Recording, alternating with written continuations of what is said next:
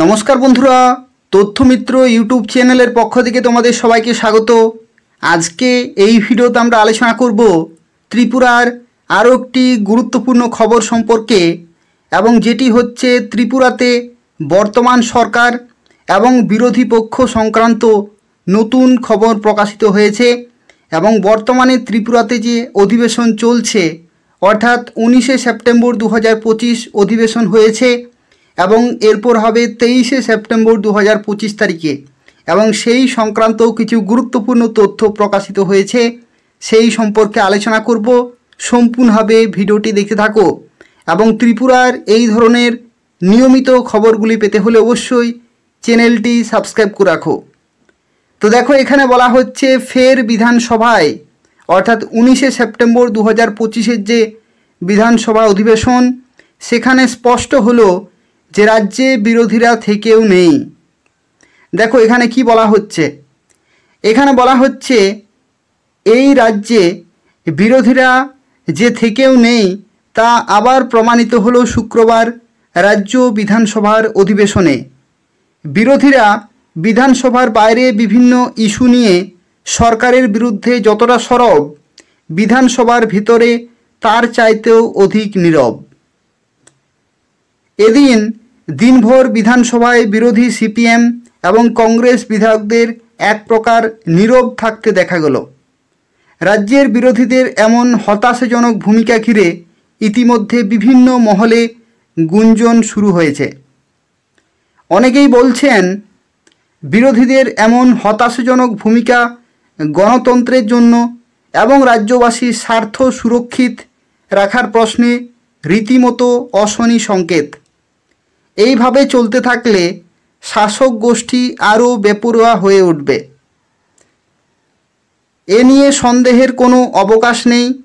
বিরোধীরা দুর্বল হলে, বিরোধী দল তাদের সঠিক দায়িত্ব পালন না করলে গণতন্ত্র যেমন দুর্বল হয়ে পড়বে, তেমনি রাজ্যবাসীর স্বার্থ প্রশ্নের মুখে পড়বে।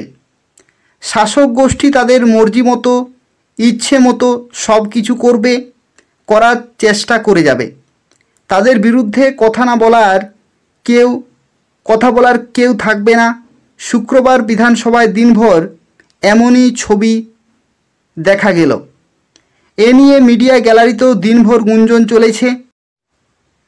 অথচ অনেক জ্বলন্ত এবং গুরুত্বপূর্ণ ছিল বিধানসভায় সরকারকে চেপে ধরার, সরকারের বিরুদ্ধে প্রশ্ন তোলার, সরকারের কাছে জবাব চাইবার, বিভিন্ন ইস্যুতে সরকারকে নাস্তানাবুদ করার কিছুই হলো না এদিন। সারাদিন ধরে যা হলো সবটাই গতানুগতিক। বিশেষ করে রাজ্যবাসীর সামনে তুলে ধরার মতো তেমন কিছুই নেই। প্রযুক্তির কল্যাণে রাজ্যবাসীও দিনভর বিধানসভার কার্যবিবরণী প্রত্যক্ষ করেছে বিভিন্ন সংবাদ মাধ্যমে চোখ রেখে। প্রত্যেকেই হতাশ।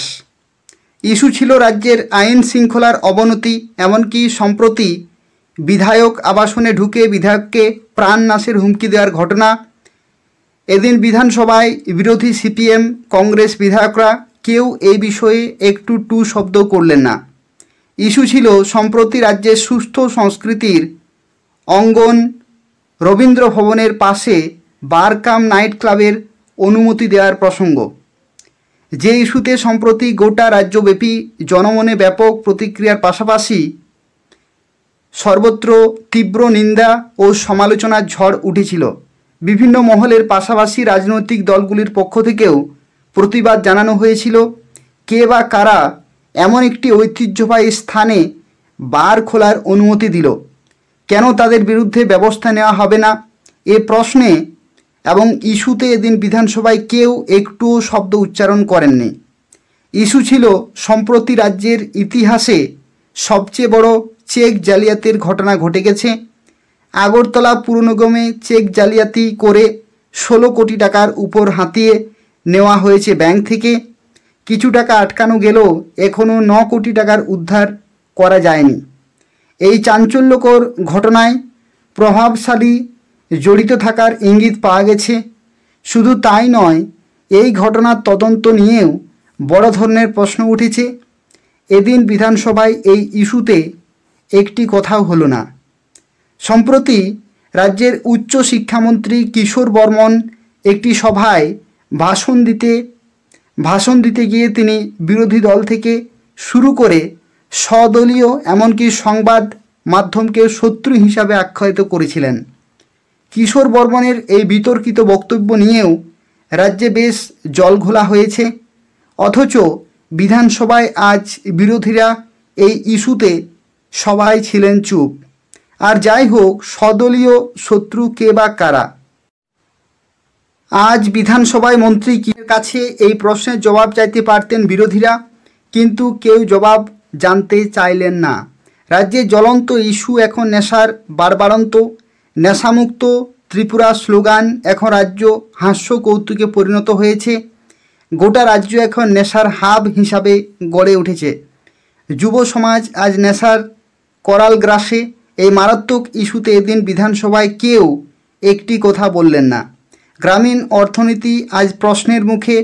গ্রামের গরিব মানুষের হাতে কাজ নেই। রেগার কাজ গোটা রাজ্যে অনেক কমে গেছে। 100 দিনের কাজ এখন বড় প্রশ্নের মুখে। কেন রাজ্যে রেগার কাজ হচ্ছে না? কেন রেগার কাজ মারাত্মকভাবে কমে যাচ্ছে? এভাবে কাজ কমে গেলে কি হবে গরিব মানুষের? এই প্রশ্নগুলির জবাব কেউ চাইল না।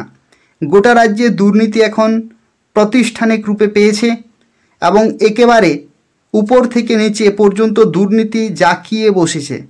বিরোধীরা বিধানসভার বাইরে সরকারের দুর্নীতি নিয়ে সরগরম, অথচ বিধানসভায় এই ইস্যুতে মুখে কুলুপ দিয়ে বসে থাকলেন বিরোধী সদস্যরা। কেউ দুর্নীতি নিয়ে একটি কথা বললেন না। রাজ্যে বেকার যুবক যুবতীদের কর্মসংস্থান, নিয়োগ সংক্রান্ত ইস্যুতে এদিন একটি কথাও কেউ উত্থাপন করেননি। কেন দীর্ঘদিন ধরে এডিসির ভিলেজ কমিটি নির্বাচন হচ্ছে না? কেন নির্বাচন ঝুলিয়ে রাখা হয়েছে? এসব নিয়েও কোথাও কথা হয়নি।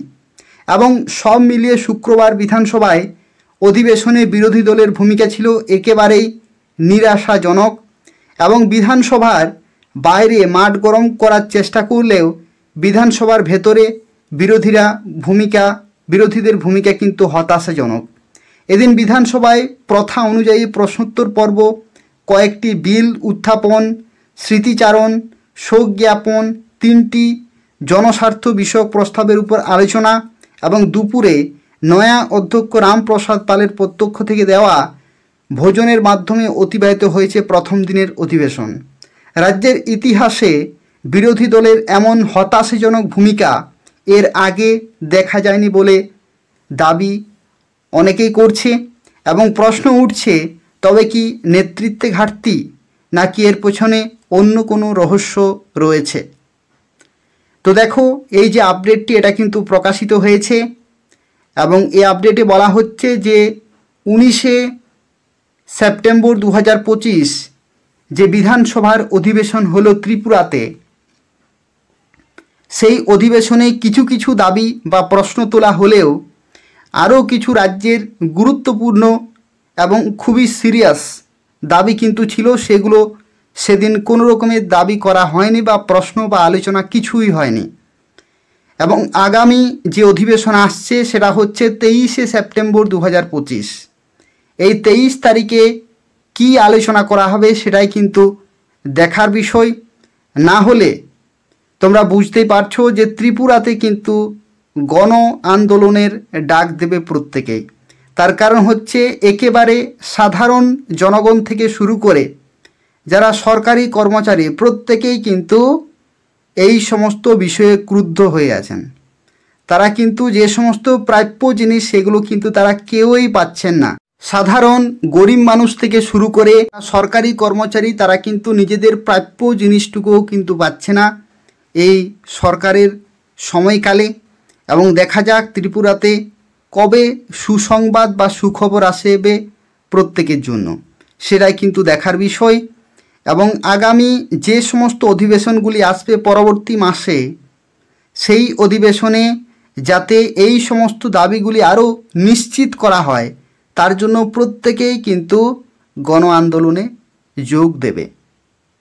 তে আপডেটটি প্রকাশিত হয়েছে এই আপডেটটি আমি তোমাদের জানিয়ে দিলাম, এবং এই ধরনের খবরগুলি যদি তোমরা পেতে চাও তাহলে চ্যানেলটি তোমরা প্রত্যেকেই সাবস্ক্রাইব করে রাখবে। এই তথ্যমিত্র চ্যানেল থেকে তোমরা ত্রিপুরার এই ধরনের গুরুত্বপূর্ণ খবরগুলি সময় মতো পেয়ে যাবে। ধন্যবাদ।